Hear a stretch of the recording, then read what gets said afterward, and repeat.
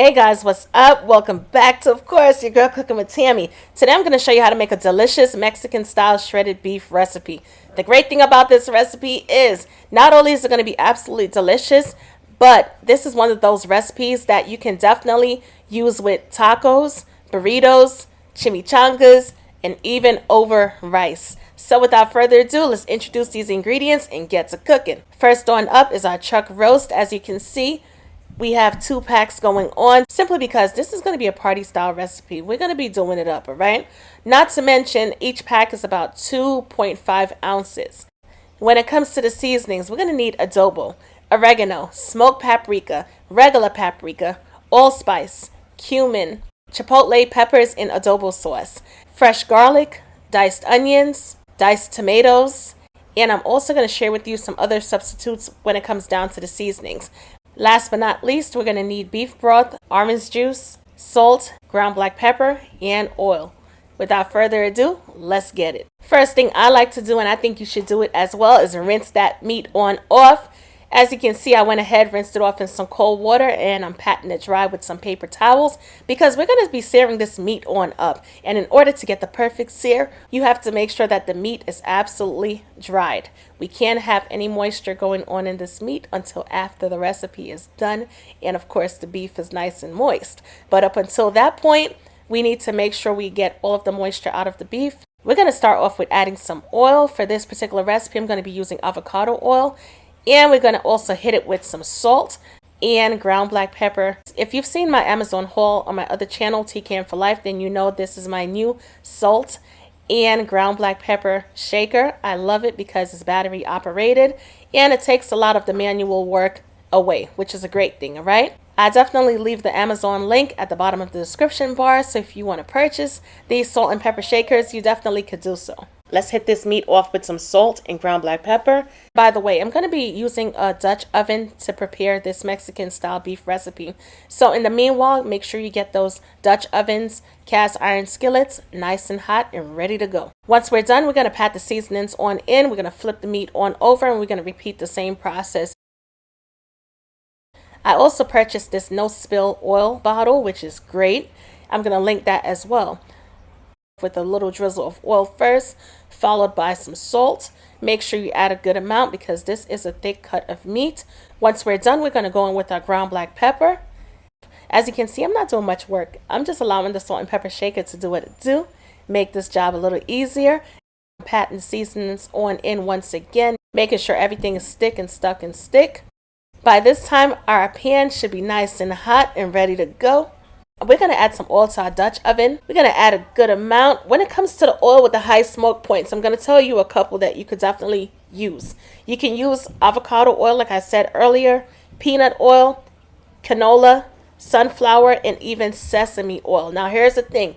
Not only am I allergic to sesame, but I wouldn't recommend using sesame oil for this recipe because, of course, that smell of sesame is very pungent. Unless you're making, like, let's say, an Asian dish, I would definitely stay away from the sesame oil. As you can see, our pan is smoking hot. You see that steam? Don't play. We're going to take our meat and we're going to add it to our Dutch oven.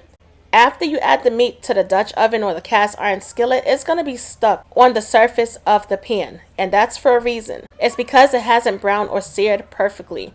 However, once that meat is seared perfectly on that side, you're going to be able to go in and flip it on over without any resistance. We're going to flip our meat on over, allow it to sear up on the other side as well. Right now, I'm rocking out with a high flame because I need the pan to remain hot in order to sear it perfectly.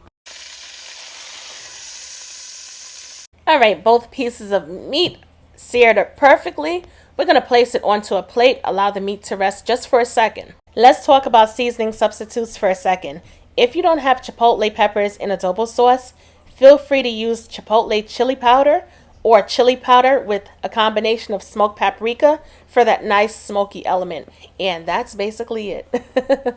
While the meat is in the last phase of the searing process, I'm going to go ahead and chop up some fresh garlic. The more you chop the garlic is the more flavors that's going to be released from the garlic. Using the same pan with all of this delicious flavor, we're going to add our onions. Make sure you get it all in there. No onion left behind. We're also going to add our finely chopped garlic. along with our diced tomatoes. However, if you don't have diced tomatoes, feel free to use canned crushed tomatoes. We're going to mix it on up really, really good. We're still maintaining the heat in our pan, which is perfect. We're going to allow the onions to, of course, cook on down until they become nice and translucent. We don't want it to be too soft, but decently translucent is perfect. We're also going to cook down the garlic until it becomes even more aromatic as well. This part right here should take about 3 to 4 minutes. Let's combine all of our seasonings. The great thing I love about this recipe is it can easily be doubled. Hence the ramekins. We have 2 ramekins because I'm using 2 pieces of meat. But like I said, it's so easy to put together. Not to mention the flavors are going to be everything. At this point in time, we're going to continue to mix the seasonings and incorporate it along with the veggies. I'm going to go in with the second amount of seasoning. Mix that on in as well. After about 5 minutes, as you can see, our veggies are cooked down, and I can guarantee you the house smells amazing. The flavors, the aromatics, whoa, it is like, wow. Once we're done, we're going to introduce our beef broth to the mix for even more flavor.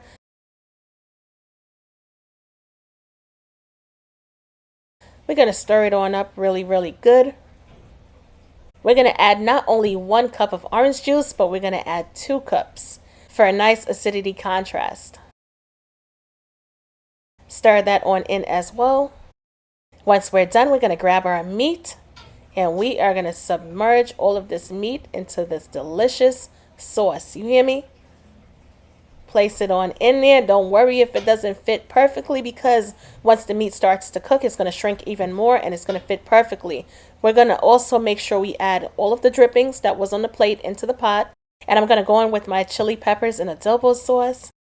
I'm not going to add too many peppers, even though I'm tempted, because these are so delicious, especially once they're cooked down. But I'm going to add about maybe 3 to 4 peppers because kids are going to be eating this recipe. Even though my kids right now, they're into the spicy time in their life, if that makes sense. Their palate is craving spice. So that's a good thing. But I don't want to add too much spice and turn them off. We could decide to cook this on the stovetop on medium heat for a couple of hours, or we can simply place it into our oven, 375 degrees Fahrenheit, until the meat is tender. When we take a fork to this meat, it literally breaks apart. After about 1 hour and 40 minutes, this is what we have so far. As you can see, the sauce has thickened up, the meat has darkened, but guess what? This is not as soft as I want it to be. This is the type of meat that gets stuck in your teeth, and when you smile, you got a bunch of meat in your teeth. That's not what we're going for. We're going to cover it on down. We're going to place it back into the oven and allow it to cook some more until it's nice and tender. After a total of 2 hours and 15 minutes, this is it right here, guys. This is it. Check it on out.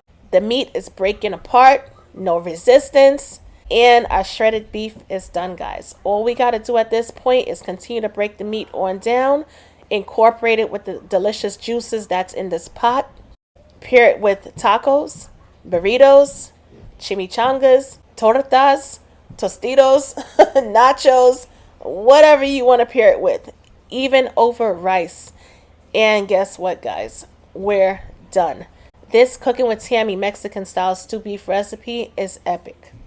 When I tell you flavorful and delicious, that's an understatement. Since I'm in the mood for tacos, let's pair this delicious shredded beef on up with some tacos. We're going to add a small drizzle of oil to the pan, of course. If you like this pan, you can definitely find it on my Amazon store. I'm going to leave all of the information down below in the description bar. We're going to add our tortillas and toast them on up. Now, if you just prefer your soft shell tortillas not toasted, you don't have to do this part. But I do like the little charred marks that, you get when you toast the tortillas on up. So we're going to do that really fast, really quickly. This pan gets really, really hot, so don't use your fingers to flip the tortillas. Definitely get something safe, whether it be a fork or something to flip the tortillas back and forth. I'm going to add a good amount of shredded beef to the tortillas. Once we're done, we're going to roughly chop some onions really quick, dice them on up, add it to the top. Trust me, these sweet onions are going to bring a lot of flavor to these shredded beef tacos. Add some lime wedges, a little cilantro on top. The great thing about this recipe is you don't have to wait till Tuesday to enjoy these delicious Mexican style shredded beef tacos. When I tell you they're perfect for any day of the week, whether it be the weekend, weekday, appetizer, game day, it doesn't matter, or even just because you feel like eating some delicious tacos. Definitely give this recipe a try. Let me know what you think. And as always, I'm your girl cooking with Tammy, and I will definitely catch you guys in another video. Talk to you later. Bye, guys.